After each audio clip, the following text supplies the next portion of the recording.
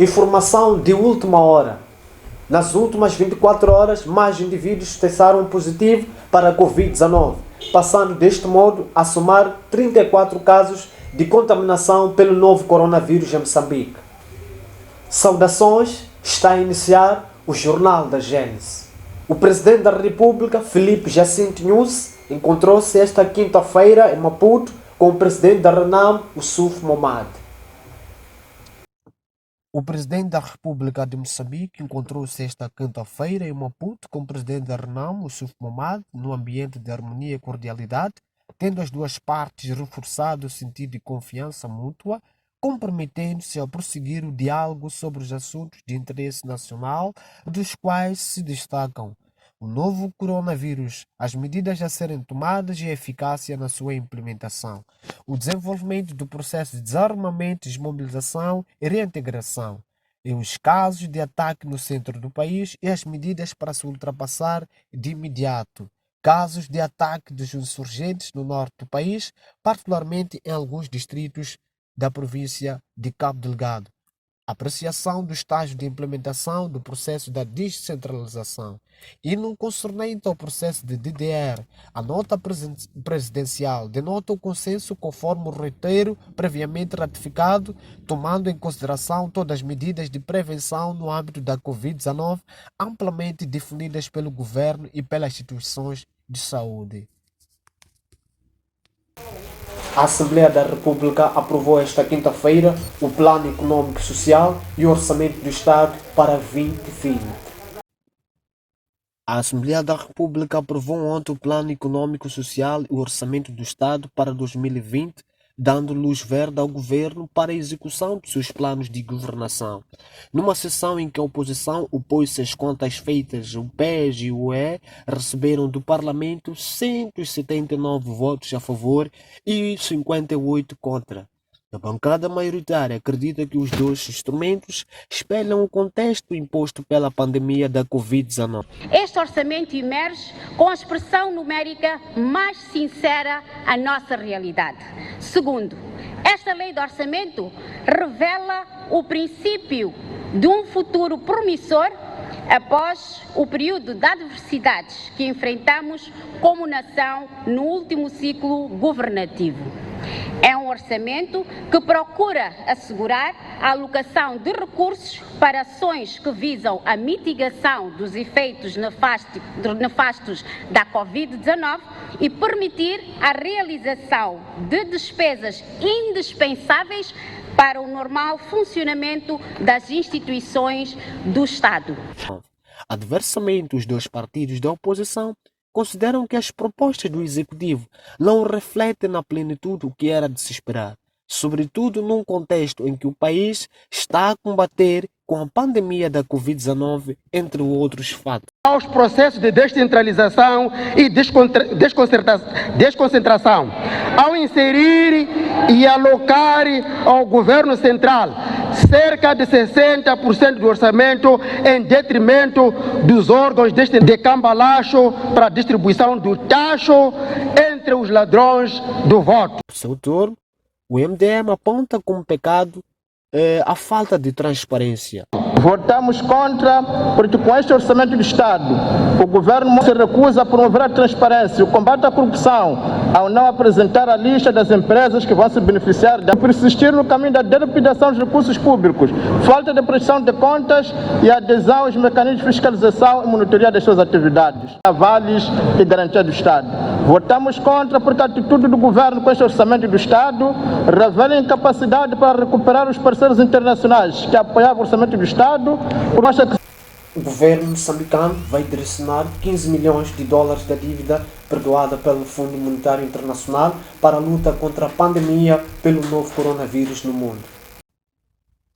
O governo vai alocar os 15 milhões de dólares de dívida perdoada pelo Fundo Monetário Internacional para a luta contra a pandemia causada pelo novo coronavírus no mundo, anunciou esta semana o ministro de Economia e Finanças de Moçambique. No seu discurso feito à Assembleia da República, o ministro comentou a decisão daquele organismo internacional divulgada esta terça-feira, quando apresentava as propostas do Plano Econômico e Social e do Orçamento do Estado do ano 2020.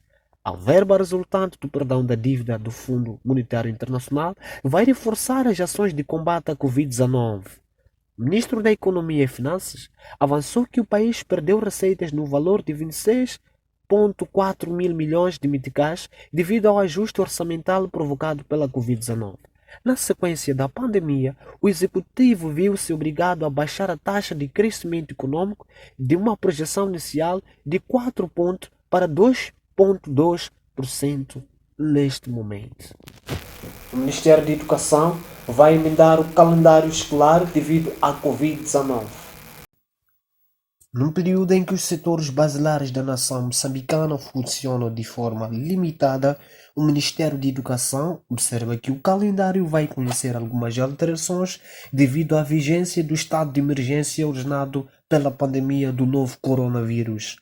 O setor da educação está a reorganizar o calendário escolar de modo a compensar o período em que os alunos de todos os subsistemas de ensino estão sem aulas presenciais, que por um lado passa por recorrer à teleescola e o uso paralelo das tecnologias de informação e comunicação.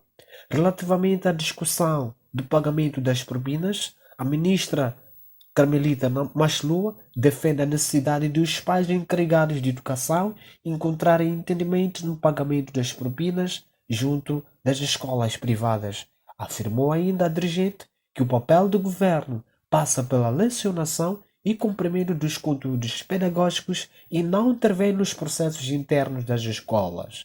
Em relação à contratação de professores para o presente ano letivo, as necessidades do setor apontavam para a contratação de 12 mil professores. Contudo, devido à situação econômica do país, não foi possível contratar esse número e foram contratados 8.360 professores. No que tange ao ensino básico, a ministra fez saber que a isenção das taxas de matrículas escolares é da primeira até a sexta classes, sendo que de sétima a nona classe paga-se as taxas de matrícula e também a gratuidade do livro é para as primeiras 6 classes e a sétima, oitava e nona classe não são abrangidas. Em pleno estado de emergência, comerciantes informais na cidade de Xaxai queixam-se pela falta de clientes e clamam pela intervenção governamental. No seu 16º dia após o decreto de estado de emergência pelo Presidente da República de Moçambique, Filipe Jacinto Nyusi, a vida aqui na cidade de Xaxai continua instável ou estável. Assim, a nossa equipe de reportagem busca mais apontamentos. Esta quinta-feira, o Ministério do Trabalho e Segurança Social de Moçambique anunciou que a maior parte das empresas no país estão a suspender os contratos com os trabalhadores devido ao impacto do novo coronavírus. No total, houve 217 empresas, entre grandes e pequenas e médias, que comunicaram ao governo estarem a registrar prejuízos. Destas, 187 decidiram suspender contratos de trabalho e as restantes adotaram medidas que variam entre as férias coletivas, teletrabalho, redução da carga horária e regime rotativo de trabalho. As autoridades estimam que haja um total de 6.400 trabalhadores afetados, mas alertam que os números ainda podem aumentar. Nesta margem percentual, consta também informais da cidade de Xaxai que procuram a todo esforço manter as vendas, no entanto queixam-se pela falta de clientela. Mas já viu agora? Aí já vi se para calamidade, já vi se nem o zongo, mas ele vai zongo, vai conhecer trabalho, vai você ele só é internet. Manje vai lá mal, para levantar a trabalho ali. Se estava tendendo essa coisa, nem já com gane caia, hakuna chumo, eu uma está me tirando. Se eu gole para olha aí, nem mulungu alanga na mal, se para coi. Ani razão. Se ne la male la ku xaveliwa kombela ku mu hi xavela ku va xumayela nambe hi voho ku sa swi huma kolo mu ka matelefoni lomu va ku mpahla yi xaviwe ku huma sweswo ka matelefoni va ku mpahla leyi ni korona swi ku yini va hemba manje a swi ti ka mfumo phedi. Após o governo decretar o estado de emergência devido ao novo coronavírus no mundo, comerciantes informais ouvidos pela equipe da agência queixam-se da falta de clientes. O sentimento é de impotência diante das medidas restritivas e alguns temem passar fome. Depois de 17 dias, Comerciantes informais da cidade de Xai-Xai já notam acentuada queda nos seus negócios e clamam por uma intervenção do governo. Ni vulavula hi tlhelo na vaxavisi va laha dorobeni la ka Cancani va xavisela ya hina handle va karhata porque a hi kota ku xava mukulu ya munhu hi hatla ka hina handle kambe kusukela loko hi susiwile handle a vutomi la nonoha se hi kombela leswaku kumbe mfumo wona loyi hi rhandzaka ngopfu swinene u hi vonela mhaka swa ku hi ta vona swakudya famba ka va kombela apoyi ka mfumo hi tiva ku ya tshama kaya va ta hi nyika yini swa ku hi gake ku fana ni matiko man'wanyana mama swi kira vo phakela a swakudya vo phakela ra va kota ku yini va kota ku tshama na hina hi kombela ku phakiwa hi ta kota ku tshama makaya hikuva swi lava u tshama hi cukiselana ni vanhu mara loko lixa n'wana ku rilela ka laha swakudya u ta n'wi nyika yini wo swa ni ta ni huma ni famba ni tidoropeni nyamutlhe munenge wu fambela ni mali ya xapa. Devido a essa pandemia, não há muita gente aqui na cidade, conforme podem ver, não há muita gente, não há movimento praticamente. Então, temos enfrentado muitas dificuldades para encontrar clientes e tal. Não, está muito difícil mesmo, é muito difícil apanhar clientes. Outros nem querem comprar cartão, sei lá, está muito difícil mesmo. Agentes comerciais em Xai-Xai desenham estratégias para enfrentar a crise instalada pela Covid-19 no mundo. No caso da suspensão do contrato de trabalho, a legislação moçambicana prevê que o empregador pague no primeiro mês 75% do salário, no segundo 50% e no terceiro 25%. A inspeção do trabalho disse que a prioridade é garantir a manutenção dos postos de trabalho. Assim, alguns agentes da cidade de Xai-Xai estão a adotar estratégias para se adequar neste período de emergência. A Jack Comunicação está a desenhar um plano que vai funcionar através das redes sociais, concretamente do WhatsApp, em que nós estaremos lá das 8 às 18 disponíveis para atender a nossa clientela. Se no caso do cliente precisar do material, nós vamos levar o material, vamos usar nesse caso o serviço domiciliar para poder fazer as entregas do material. Para os que quiserem fazer os pagamentos, os clientes fiéis, neste caso, nós vamos criar uma plataforma em que eles vão poder depositar o valor com vias eletrônicas para a Jack Comunicações e a Jack Comunicações vai prestar o serviço que o cliente necessita no momento. É esta realidade que se vive aqui na cidade de Xai-Xai, face às vendas, face aos informais e não só. Silvestre Nhasengo, Ângelo Tsal, para a televisão Gênesis.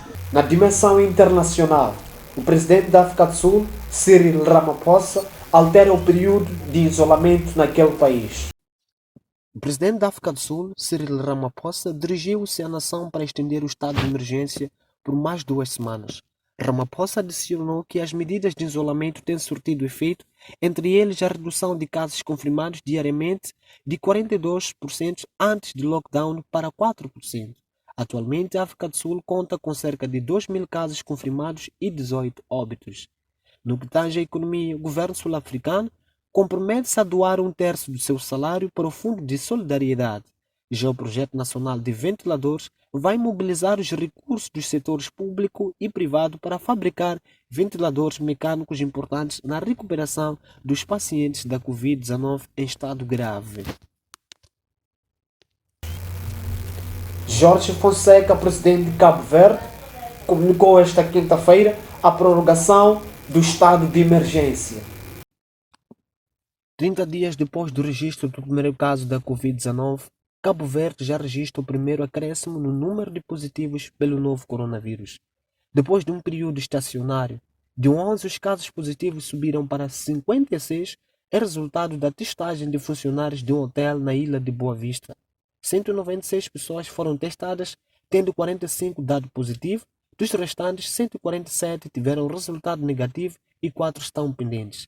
Até esta quinta-feira, o país cumpria o seu 19º dia de 20 previstos do estado de emergência para conter a pandemia, com a população obrigada ao dever geral de recolhimento, com limitações aos movimentos, empresas não essenciais fechadas e todas as ligações entre as ilhas e para o estrangeiro suspensas.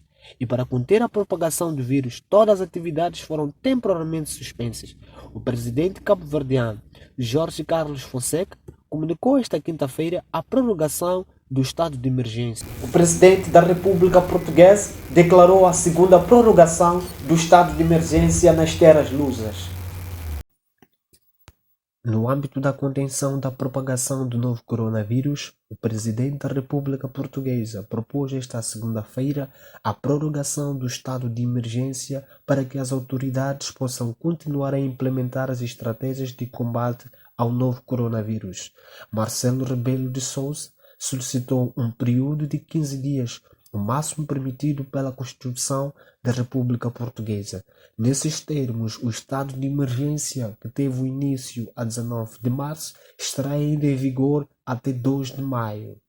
Dados ainda disponibilizados esta quinta-feira pela Direção-Geral da Saúde dão conta de 750 novos casos, mais 4,1% relativamente ao dia anterior, para um total de 18.841 infecções confirmadas. Desde o início da pandemia em Portugal, 493 pessoas já conseguiram recuperar, 110 nas últimas 24 horas, enquanto 629 perderam a vida. Desta quarta-feira, há a prantear 30 mortos. De Sousa acredita que o sucesso da estratégia adotada para combater a pandemia depende da adesão às medidas de restrição impostas durante o estado de emergência. A OMS ignora a suspensão do financiamento dos Estados Unidos.